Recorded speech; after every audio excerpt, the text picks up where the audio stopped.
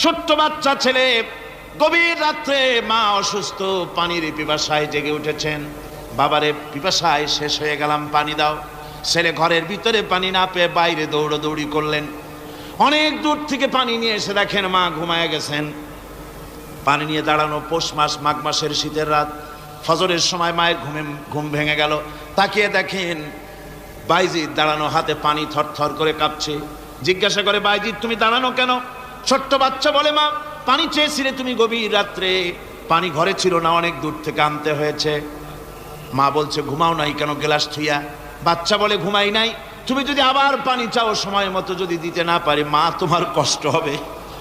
এই জন্য ফজর পর্যন্ত আমি দাঁড়ায় আছি, কখন তুমি পানি চাও। মা হাতের থেকে পানি নিয়ে পান করলেন।